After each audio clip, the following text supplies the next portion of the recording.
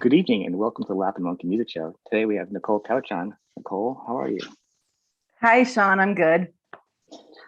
Nicole is calling us from the other side of the world, so I thank you. It's later on in the day. It's trying to be I don't know, across the ocean, on the other side of the ocean. We're talking about. So Nicole originally played in Phantom Blue, but she's got new music coming out, and we're going to talk about that. And she's also done some really cool stuff with helping children and working with people with disabilities too. And I want to kind of talk about that, which is really cool. Um, you sing and you play piano also, right? I do. That's where I started before When you guitar. how long had you been playing piano before you switched to guitar? I recall starting to play piano around 3. And then once I got into primary school and was taught how to read music, then I really dove headfirst into piano. And between 3 and 10, I believe I got very serious and took lessons. And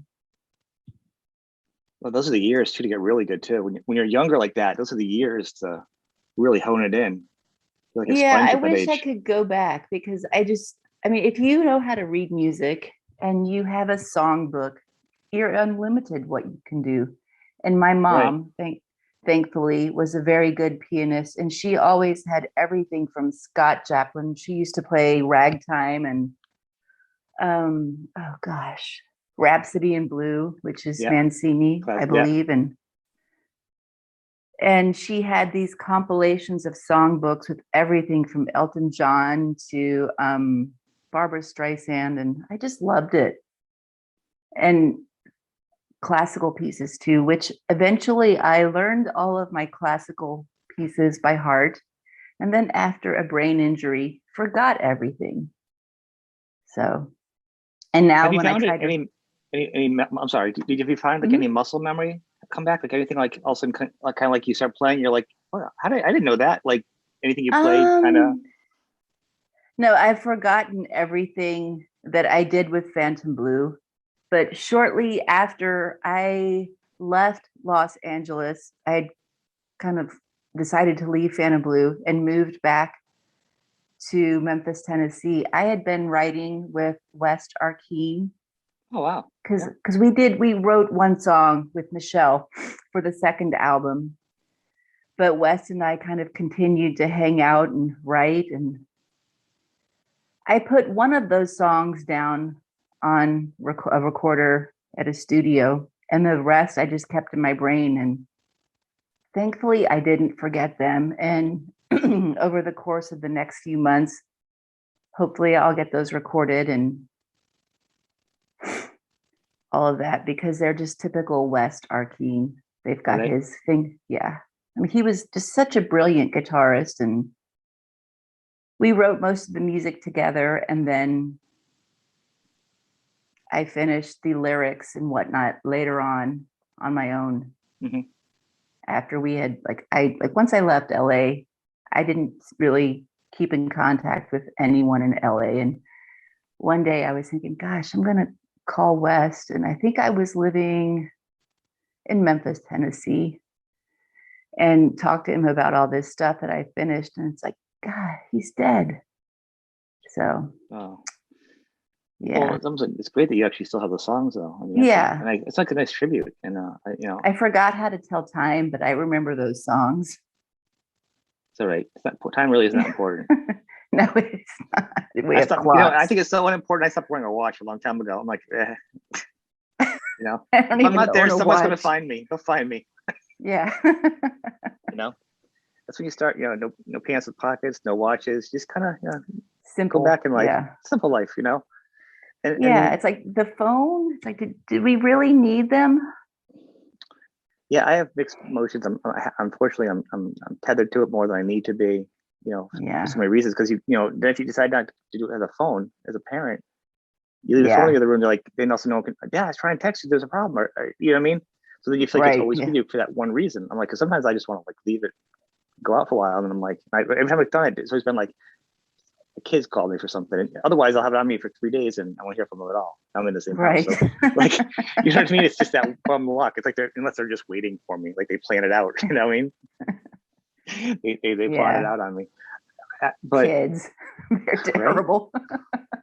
they do test you. You know, Hmm. that's where all my gray hairs come from at 50. So, Right. God. what's great is I'll bet you, even in Phantom Blue when you play, and I'm just talking with the music point of reference. There's a great melody in your guitar playing. And I can only imagine it goes back to you growing up listening to classical music, and also a lot of singer songwriter you played on piano. So I imagine it had an imprint on you, like mentally, of a good song structure, a good melody, because that's kind of what I heard in your playing. Oh, Am well, I thank off on you. that, or No, that's something that what's strived for in playing is to Mhm. incorporate the little diddly widdly with some nice melodies. Um, no, it definitely came from my influences like Neil Diamond, Mhm. Barry Manilow, Yeah. Barbara Streisand, always on piano singing. I had a parent that listened to all the time. Unfortunately, So, yeah, I can't write that good, but but you don't need to write I, those songs. They've already been written. That's yeah, boring. thank you. Why would you want to be a second-rate Neil Diamond? I mean, Neil Diamond is Neil Right. Diamond. Who you know what I mean? He's already done it. It never works out good trying to be somebody else. You know, Right, right. you can only be your best being you, and that's the only way you can be on top. You know, um, True. but yeah. So that's what I heard. That's how your music always.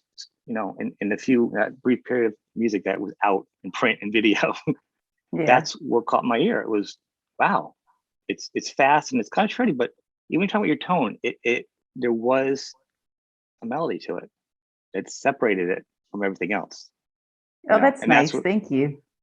well, you're welcome. And that's what I think I missed. That's probably why I didn't continue on with Phantom Blue after you left, because while you may have written the other songs, I feel like that other piece was missing, you know, I with the frosting really, and the I cake.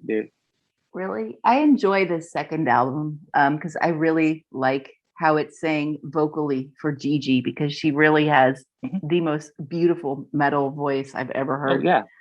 And the first album, the poor girl just had to scream everything, but she's still singing it, which is incredible. Yeah. But the second album, she really got to show off her vocal skills and it's a lot more melodic. I Right. know it kind of turned off the It, shred it, fans, it, but it changed a little bit. And I listen to all kinds of music too. So it's not like just like, you know, metalhead by any means, I listen to everything. But right. I missed that part about it. Like, yeah, I mean, she sings awesome, and Linda, I love Linda's drumming and that project. Hmm. And I love her in the Iron Maidens. Just kind of do everybody's playing, but there was a certain element of you and Michelle and the guitars that to play together. The final result in the recording, you know, Right. that there was a special mix to me. You know, Yeah, Michelle, she was awesome. God, she that was a girl, supernova. she really was. She is the most underrated female artist that I could think of. I mean, if you listen collectively to what she did with Phantom Blue, first album, second album, Mhm. and then with Meldrum, Yep. Loaded Metal Canyon, she was a riff master. Yeah. She could just come up with the best guitar licks ever. When you guys wrote songs together, how'd you guys blend? Was it like a separate piece? When you guys were writing together, you guys how did it? Um, it was always one of us coming up with a guitar part. Um, I mean, I have to be brutally honest. There was a lot of grass involved. That's I mean, we're that's adults here. I'm not teaching children anymore, but we smoked a lot of weed. But me and Michelle, we would just get in her room, smoke, eat, and she'd be like, "Oh, Nick, I had this riff, and I'm kind of thinking like Janis Joplin kind of vocals and lyrics." And we would end up on the floor just laughing hilariously. But eventually we'd get something done. And so it's then very sometimes, collaborative. yeah, and sometimes she would come with like 3 or 4 different guitar parts just played separately. I'm like, okay, well, you got to put these together like this. So it was Yeah. it was a good mix. Like where I was stuck, she would come in and say, well, do this, or I would take her guitar parts and put them together. So we really worked well together and laughed so hard. She was such a funny girl. I just, I I think about how she went to sleep not knowing. And that was my instinct too. When I realized I was, something was wrong, I was like, I'm going to go to my bedroom and sleep it off. And I fell. And my husband at the time was like, no, you're going in the ambulance. Yeah. It's like, I don't have insurance. Typical Americans. right, but they got But to poor take you. Michelle. Yeah. Well, But Michelle, she just fell asleep and never woke up. which is good when It's, you're older. I mean, when you're yeah, younger, it's ideal, not right. not 38. See, I know So I'm not going to sad. go that way. I mean, I'm going to be hit by like a health food truck or something. You know what I mean? Or a piano. I'm going to have like a cartoon character or an animal or something. A coyote's going to Yeah. be involved. Or, It's like I, drop the lead anvil yeah, now. I really, you're not going to be like that. Sean lived and died like a cartoon character. That's how it is. That's my life. That would be perfect. Yeah, but it would. When you had that happen to you, which is horrible, as disrespect that you just keep going on. You're not moping about it. You took that and you started working with teaching kids, right? So Yeah, I was just kind of getting acclimated to the new life of being visually impaired and walking down the street. mhm, I was an avid runner at the time of the stroke. mhm. And Actually, can I so, interrupt you for 1 minute for a second? I just want to say, anybody's mhm, watching, Nichole has visual problems seeing things small. So the fact that yeah, she's I'm not talking trying to visually, look she's cool. wearing these glasses, so it's such an honor that she's taking the time to visually make it easier for me to talk to her and look at her. Is I'm very sorry, appreciated. really. Thank you. It's just, No, don't it's apologize. all a Put them back blur. on. Put them on. It's not an apology. I'm just letting everybody know that it's just such a gift that she's visually even talking to us like this because it's not an easy thing for her. And I want to thank you. So please No continue. problem. Okay. Great, much respect. So I was sitting at home one day in Tarrytown, New York, which is a little suburb about 30 minutes north of New York City. And my ex-husband comes in the apartment. He's like, get dressed. You've got to come across the street with me. I'm like, what's going on? So we walk across the street and we open the doors of this church. And it's like the freaking Muppet movie, the scene of Dr. Teeth and the Electric Yeah, Mayhem. that's what I exactly thought of too. And it's just mayhem. It's like a drum set, guitars, karaoke, and music blaring, and at least 20, 30 kids, adults. Right. And it was everything from Down syndrome, spinal cord injuries, brain injury survivors, just running around the room, the ones who could walk and were mobile. If not, I brought them instruments and helped Mhm. them, whatever they needed to do. But it was amazing because it just changed their whole, especially the severe autism. Yeah. It's like it's the one time when you see an autistic person really speak when they're singing their favorite songs. It And is a challenge. Yeah. yeah, it was really awesome. Um, So you were like living nearby or across you, like you were actually living Across across the the street. street, yeah. So I didn't have to drive or get I know, lost no, but like anywhere. talk about a coincidence. I mean, it almost feels like talk about like how life kind of works out. Like, Yeah. would you have been there to do this? And like, what a gift of you got to probably feel like you got the gift by working with them. I can imagine No, because no, you have a kind really. heart. It feels like you It got the gift. No, they were the gift, really. It Right. was That's what I'm saying. That's what I'm incredible. saying. Yeah. That's what I'm saying. It feels like you got a gift from them instead of you Yeah. volunteering and doing your time with them. You're probably like, no, I was going to walk away probably more fulfilled. Yeah. And to No, live there and to happen, it would have happened that way. You would have been there for those kids. I no, mean, how many lives did you touch? Because you know, no, I agree. And I wanted to continue that in France, but because I'm not learning the language quick enough, I haven't gotten into that. But I'll find it again somehow, some way. yeah. I mean, I think you should. I think I it's will. important to have somebody that can. And I bet there's a relatable part too when they see, well, when somebody comes in like, oh, it's easy for you. You can walk and you can think and you have all your senses. You know what I mean? No one's going to look at you Right. differently. Yeah. And you're like, no, I've got my own challenges and my own disabilities. So I'm going to get up. I'm going to do my best to get together.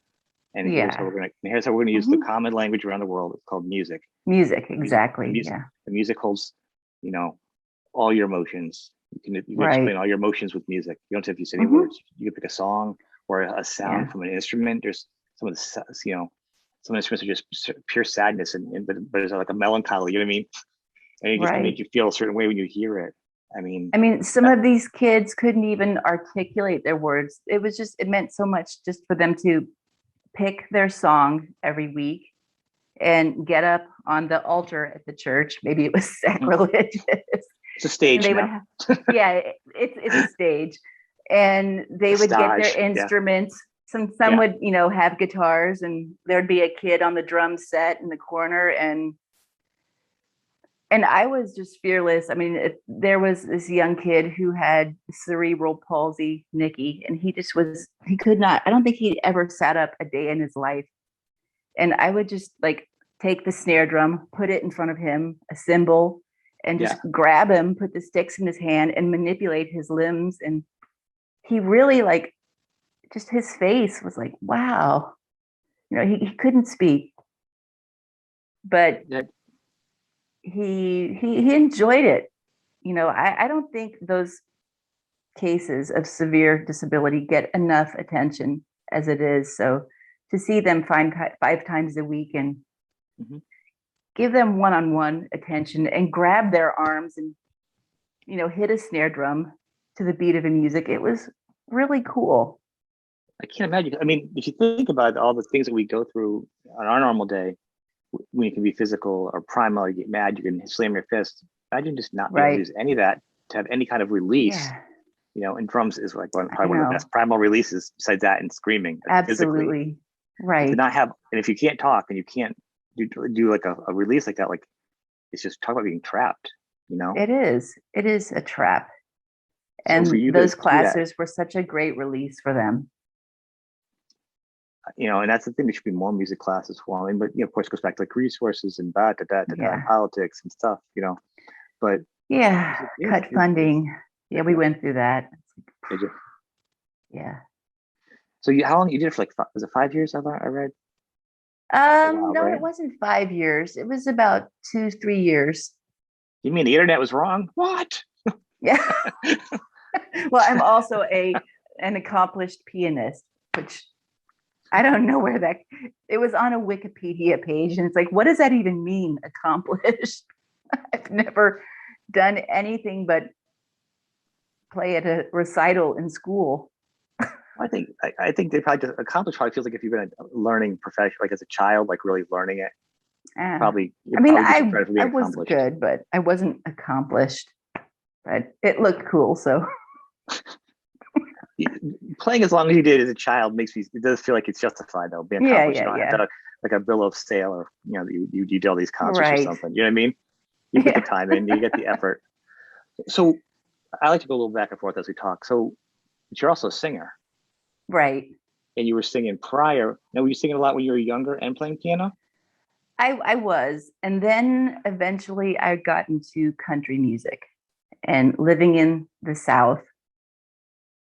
Me and my friends at school found this old auction house in Nesbit, Mississippi, run by Carl Perkins. Oh wow! Like you would show up on Thursdays. They had this house band of a what's the steel guitar Yeah, or like a lap pedal. guitar. Yeah, Yeah, the pedal guitar, and just incredible, perfect house band. And you would tell them, I'm going to do this song by Juice Newton this week. You'd go on Thursday, rehearse it with them, and then come back on Saturday and perform. really.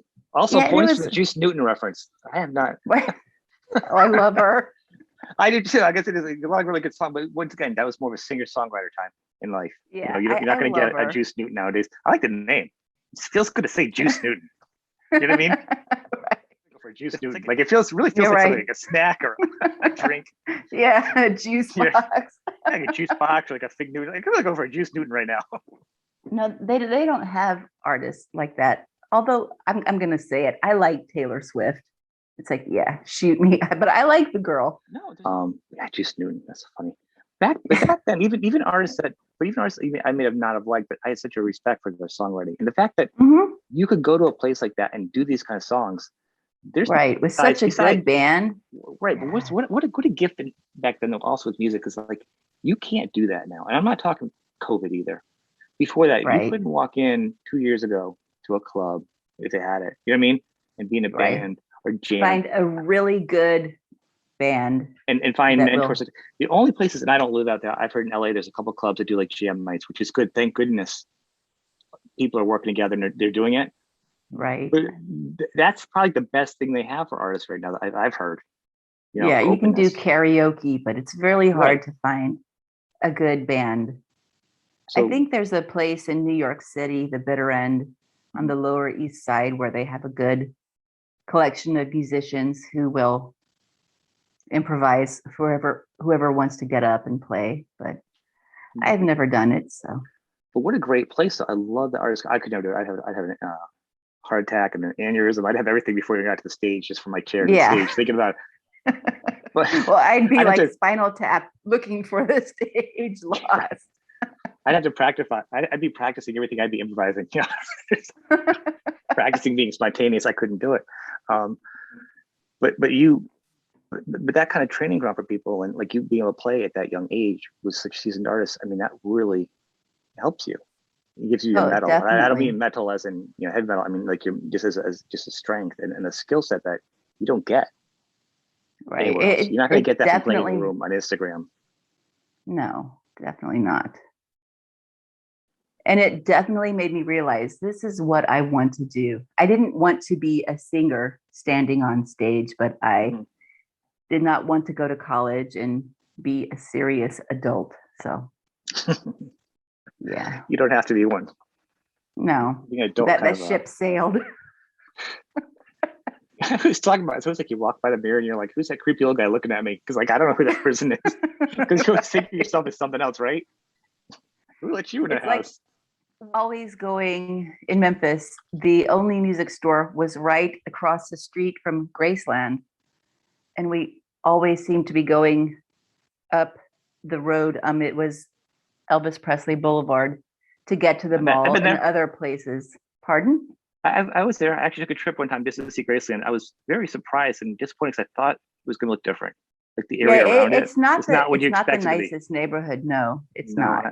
It's quite crummy, but I was always there at the music store. And then eventually I noticed the guitars hanging. And I'm trying to think the music that I was into at the time. How old were you? I hadn't, I was like 12. Okay. And for some reason, I wanted a guitar and my brother wanted drums. So it was Christmas and we woke up and there was a snare drum for my brother and a Epiphone Les Paul copy for me. And I was like, Nice. this is great. And so my parents got me lessons at the same music store across from Graceland, and my brother drum lessons. And then we had a library in our home, and I had it was this 5 foot PD stack, and he had a Slingerland drum set. Wow. And I think the first song we ever played was Destroyer by the Kinks. Yeah. And at this time, I just kept taking lessons. And then I discovered like effect pedals and stuff. And it was like, oh, wow, blue. And then I started hanging out with older musicians in Memphis who really introduced me to really good music like Pat Travers. And then like Joan Jett came along and I got into Rush and Yeah. Iron Maiden and the Pretenders, Chrissy Hind. And it's like, God, I just got to bust out of here. So what was really interesting, and this is going to really sound really great about you're playing. So that time step of the influences, like you didn't go into like a Nashville player or country because where you were located. I mean, the fact you translated it, you actually ended up in LA doing metal. From Right. where you were, like most people go do the opposite. Or and the fact that's quite a progression to play though. Even if you're starting at 12 and then I hanging just, Phantom Blue and right. it was weird because I at that point I didn't know what I wanted to do. It's like I I knew I wanted to be a musician. I didn't know, do I want to sing and play guitar? Do I want to just sing? Do I want a big band? I didn't Mhm. know. And I just showed up at GIT at the weirdest time. Like Paul Gilbert was there and Racer X was huge. And I was just like, wow. I mean, it was just such a foreign, like, and I was nowhere near the ability to play like that. And so it was just a weird time to be just surrounded by Exciting. You guitar. just Yeah, it really I was. it's exciting, and you that time period though. For all of us looking back, I was just up there and going to school and recording and just and interacting with other musicians, different levels. Um, what is it? Really is a special time that other people will not be able to experience because I mean the world changed so much. I Yeah. know every generation it changes, but it wasn't just with the type of music that changed. The world, the music industry changed with Napster. Like the whole world changed Yeah. musically. Prior to that, there was always some weird physical connection where you had to go to school. There's bands and lots of clubs. There's always with the music. There was some kind of weird convoluted version. Yeah. But once the '90s hit, and then you got the shoegazing, and then everyone's like kind of like doing certain club circuits. But it changed. The dynamic changed. The groups and everything changed. Um, but what's crazy, I do think it must have been all your playing of the piano that really helped your melody naturally because that developing, you already had music training somewhat, so it must have been faster for you to pick up or something conceptually because you really didn't mess around. The fact that you were like my age, I was like, oh my God, she plays guitar so good. I can't even pick it up. And I was like, she's just shredding. I'm like, what am I doing? I barely get well, my math well, test done. once You're I like shredding. arrived at GIT and settled down, I really buckled down and got serious. And I literally would play anywhere from 5 to 6 hours a day with a metronome, just serious. So doing that really kind of put me over that plateau of being able to play technically really good. But there's things that I missed out on. Like I'm terrible at improv still to this day. Like if I were to get up on stage with a band and let's say let's improv over Little Wing, I would Mhm. suck. That's almost a special niche thing. I would say 50% of guitar players can't improv, you know? Nowadays, who Yeah, knows? Even I don't think a lot of it. I think it's a mix. I think certain type of guitars nowadays. I mean, you wouldn't even know because nobody can improv. You mean when you go on stage, you're right. usually set for a show, and that's it. You know, and if you're improving, you already have. At what point is your improv stock stuff you've already done yourself? You know what I mean? Yeah, Or if you're a yeah, yeah. guitar player, you know your certain notes. I mean, there's very few people that can go out and do it and will actually take the chance on stage and do it. Like Yeah. Weasel Zappa will do it.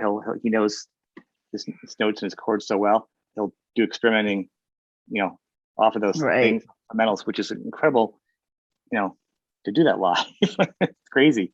But yeah, I don't I know. mean, I kind of know like when I record, like just recently I was in Poland recording. I hadn't worked out any solos, but I hear immediately what I want as far as melody and stuff. But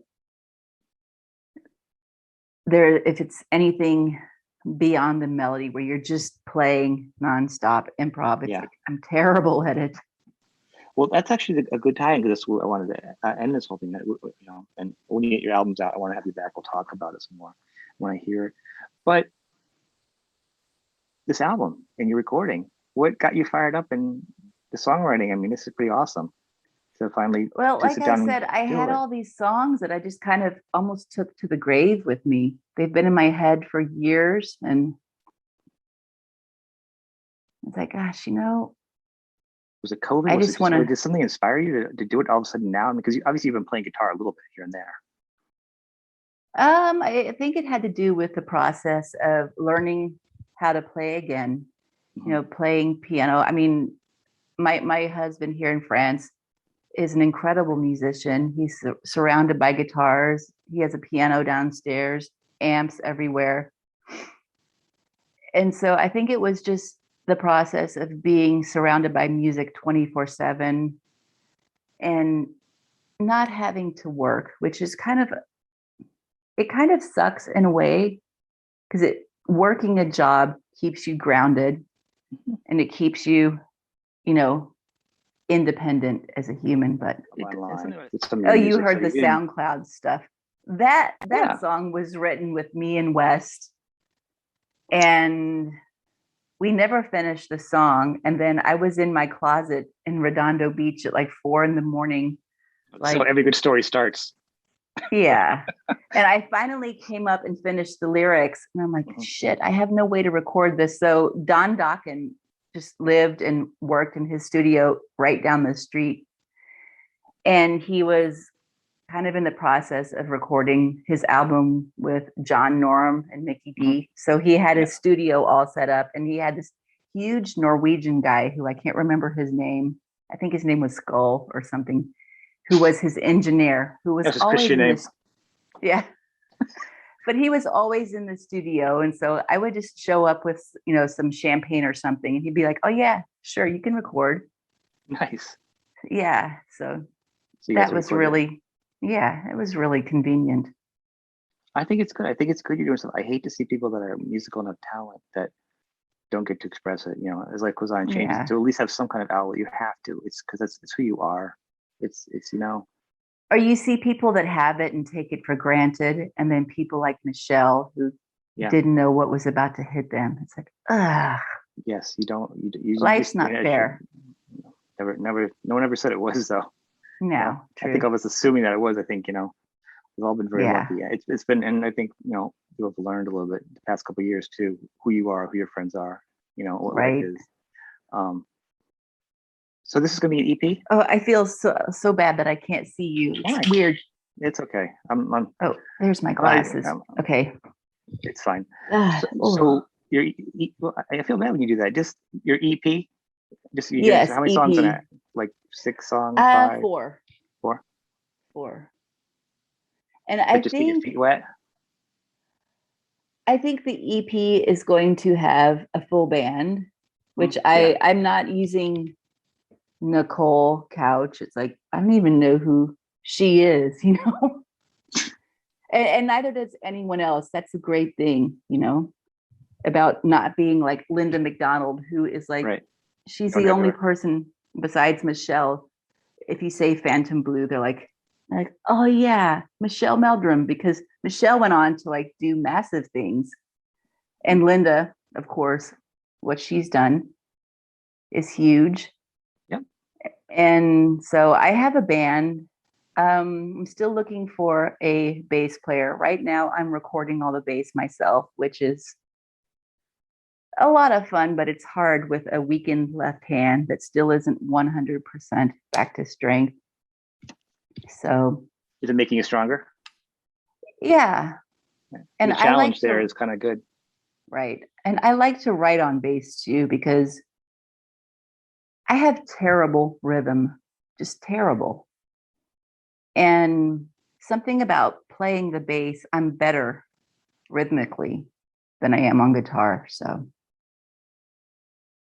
the EP will be my band, whose name I will let out once the EP is done, and makes sense. We get pictures and all that fun stuff done.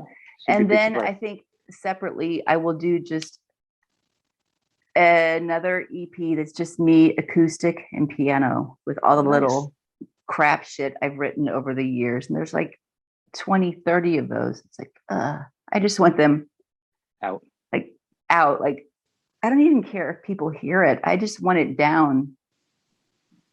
So yeah, an EP with a band, and you're gonna be singing too. Right. Yeah. Right? Yeah. Exciting. Oh yeah, it's fun. I just went through the process in Poland of having to hear your vocals recorded dry and played back to you, and you're like, oh God, I really do suck. But that's normal. So I got over that hurdle. When can we expect this release? When are you planning? Loosely, do you have an idea? What month is it? Oh God, right, we're September. September. Yeah, I didn't think about it too. Oh shit. Before Christmas. Okay. Yeah. Fantastic. I want to thank you for being on the show, and you're welcome. This has been great. You know. and we'll keep in Okay. touch. Okay, but I want to promote your music Okay. when it comes out. Thank you very much. Okay. Thank you so much, Sean. You take care. You have a good day. Okay. Bye. You too. Bye. Bye. Bye. Ciao.